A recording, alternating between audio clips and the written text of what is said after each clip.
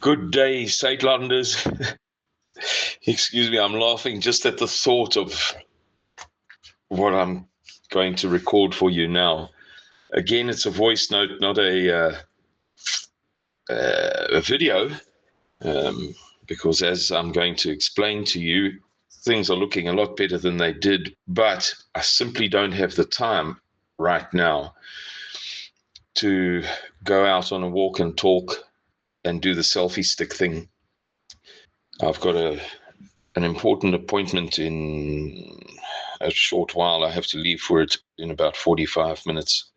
And I haven't begun to get ready yet. So this voice note will have to suffice. Arnold, the man who produces the videos, knows his work better than anybody. He'll decide what he's going to put in to make some visual appeal of the thing. I've sent him a lot of random, odd little clips, whatever I could get out to him. So perhaps he'll just overlay that behind my voice narration. Let me tell you the adventure of getting a phone in Russia. When I first arrived, I was told at the airport that foreigners may not just get a phone. That they can get a SIM card for their own phone that would hold 12 gigabytes of data for 2 weeks, and it's not renewable. I said to the guy, "You're kidding me." Well, I mean, it's just not. It can't be like that. He said, "No, it is." He showed me the documents in English, and so I got my 12 gigs of data, and I met our host that evening, and he said to me, "Get a phone, a Russian phone." I said to him, "But the man at the desk told me that to get a Russian phone," he showed me the piece of paper. He said, "I may take the 12 gigabytes, no problem, easy enough, passport, what have you. But the Russian phone thing, the description was insurmountable and costly." He said, my Russian host said, "Get a Russian phone." Well, of course, I knew better, so I stuck to the South African phone and thought, well, after 2 weeks, we'll look at the problem again. And they cut me off after 12 days and 12 hours. So all of a sudden, at the beginning of this past week, I had today being Saturday the 24th, I think, I had no communication except through hotel Wi-Fi, which is sketchy. And it's got a lot to do with chokes that the Russians put on foreigners using the internet. I don't fully understand it, but I'm told that that's what it is. End of story. Everybody gives you the same explanation. So I started the process of getting a Russian phone in desperation.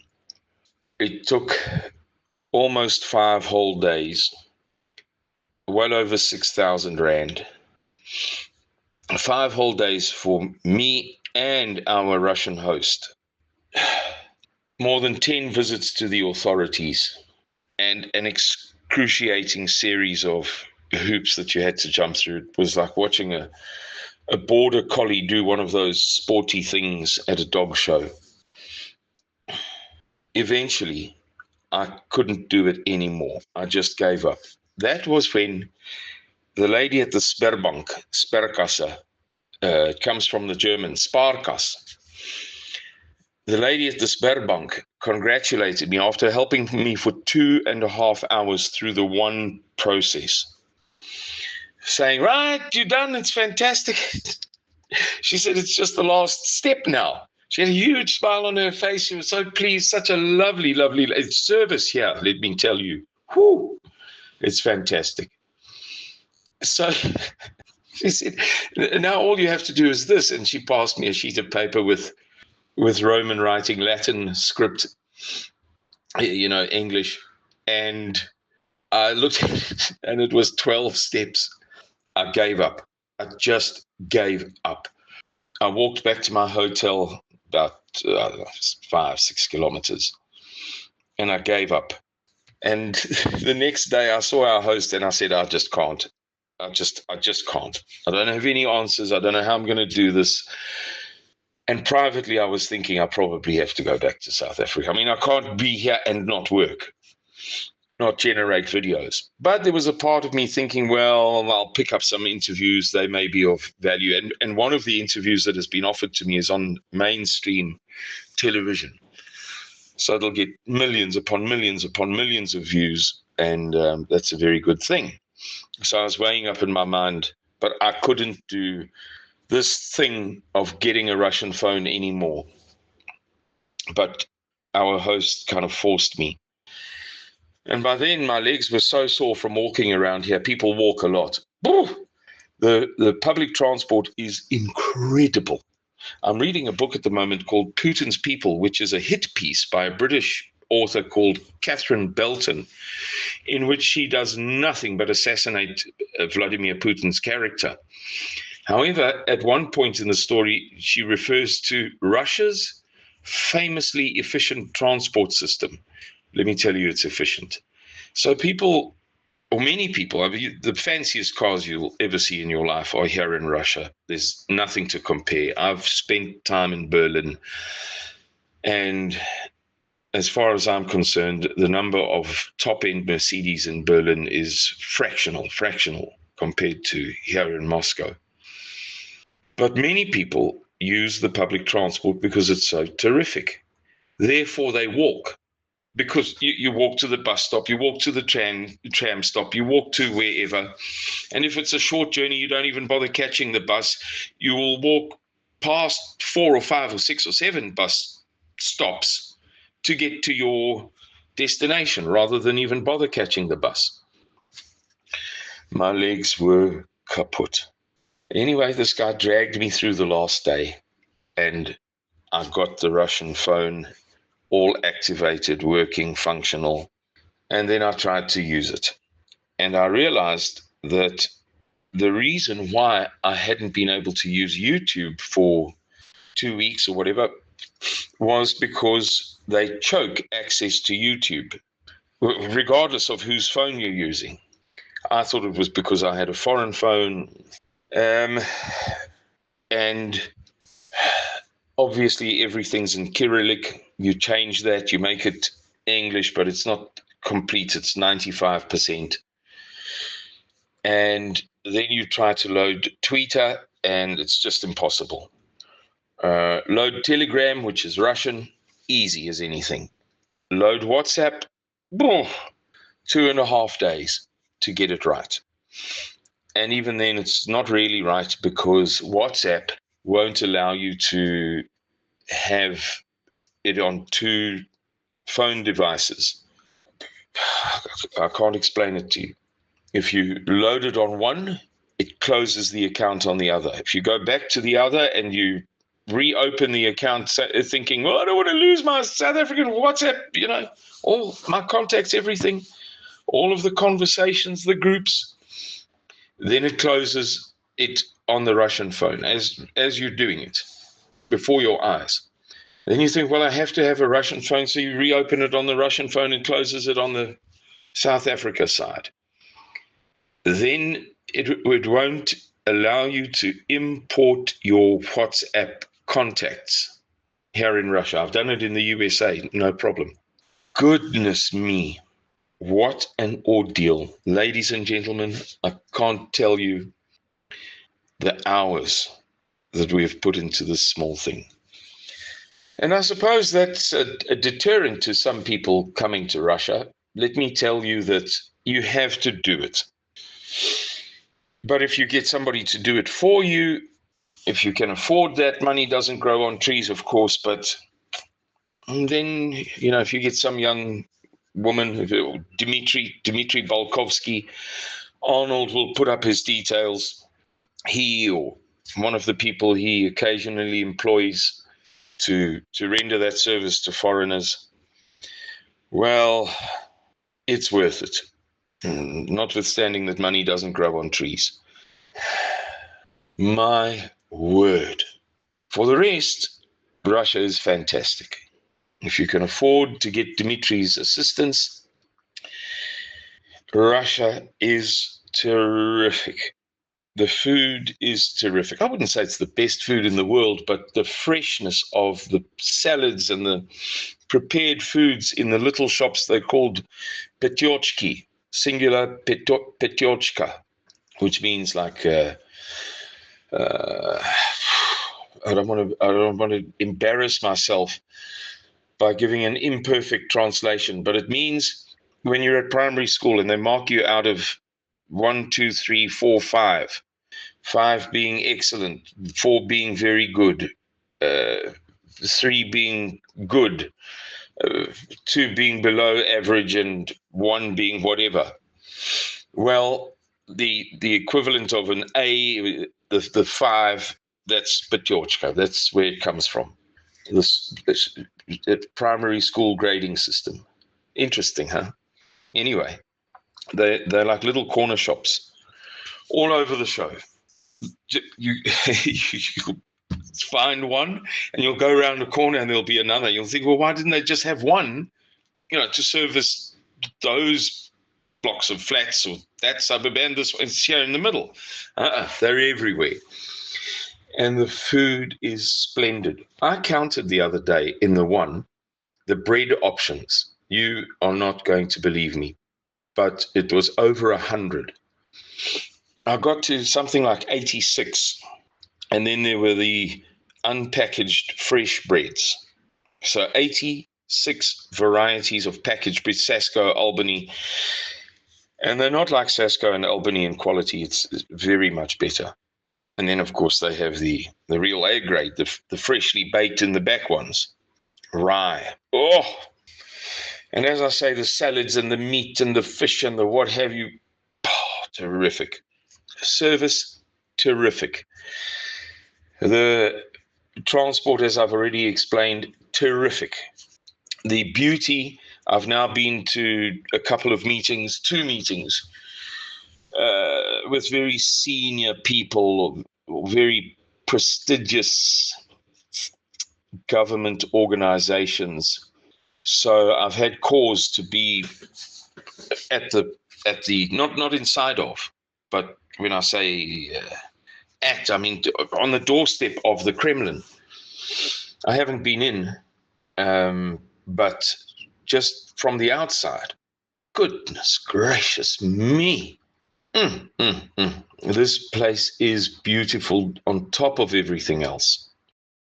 We're standing here just a block away from the Kremlin. You can see it in the background, waiting for a taxi. And I want to give you an idea of the vehicles you see here. Not everyone is fancy, but within the span of a minute or two, you might see more custom-made vehicles of the highest mark than you'll see in your life. Just my luck. All right, everybody, we are within the walls of the not the red walls of the Kremlin. There you can see them there, but within the, how shall I put it, the boundaries of the general precinct. So we're now in the Alexandrovsky Sot, Alexandrovsky Garden. We've just come, excuse my fingers, we've just come from a meeting with Professor Yegorov, one of the top political scientists in Russia. He lectures to this day at the top 5 universities, if that's the right word, higher pedagogical institutes in Russia, and he's on the council of 3 of them. Mechanical engineering, like technical sciences, applied technical sciences. So we're in the Alexandrovsky Sot. We've just come from a meeting with Professor Yegorov, who's a top guy. Incredible. He is, for example, on on the council of 3 of the top. I'm gonna oversimplify this. Universities in Russia, and he lectures at 5 of them. At another 2. Statue dedicated to Alexander the Great. It's a modern thing. It's not Alexander the First one, not the Great. So, Grateful Russia to blessed memory of the Emperor Alexander I, the winner over Napoleon, along with other European monarchs. And yeah, this is there's some historical. Yeah, that's Saint Seraphim of Sarov, one of the probably best known Russian saints of the 19th century. So Alexander came to him for spiritual advice. He's wearing the saint. He's wearing peasant shoes made of linden bark. Interwoven. Interwoven, yes. So the bark of linden trees. The shoes made of. Yeah. So this cathedral is the monument commemorating the victory in the Great Patriotic War. It was called then against the French. Okay, so there are 2 great patriotic wars. Yeah. They took it from there, actually. Okay. The Second World War being the second one, for those who don't know. So our meeting with the professor was very convivial, and he invited me to his dacha and to take a tour with him and his daughter of an ancient city and what have you, which is very, very positive. Very positive. A world-class contact to have. And these are the war leaders of the War of 1812, and half of them would not be ethnic Russians. There was a Scot, there was a Georgian, ethnic Germans, I'm sure, from the Baltic. So yeah, it was all mixed. They all served their sire, the emperor. They had, they did an oath of personal fealty to him. So yeah, they were Russian nobility, all of them. Yes. Keeping out Napoleon, perceived to be an antichrist figure, coming to destroy the seat of the guardian of orthodoxy. Yes. Indeed. Marvelous, absolutely marvelous. And we wouldn't have gotten to see it if we hadn't come to see the professor at his institute, just a few, I don't know, maybe 500, 600 yards from the Kremlin.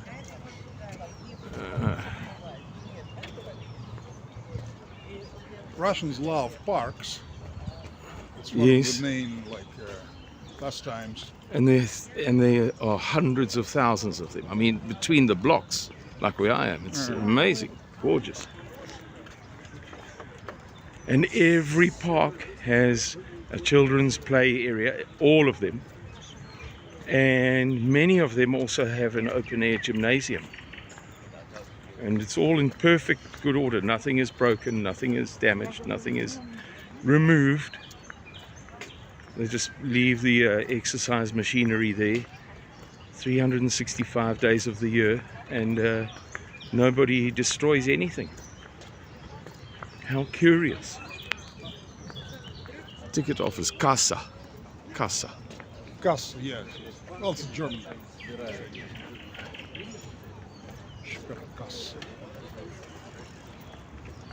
Yeah, so this is a ticket booth for the museums of the Moscow Kremlin. And for those young men who may be single, what they say about the women is true. Not every girl is a beauty, but dear me, they've got millions of very, very good-looking, modest, conservative, demure, shy, polite, decent, respectable, beautiful women. It is far beyond worth a visit. I spoke to Vessel when he'd agreed to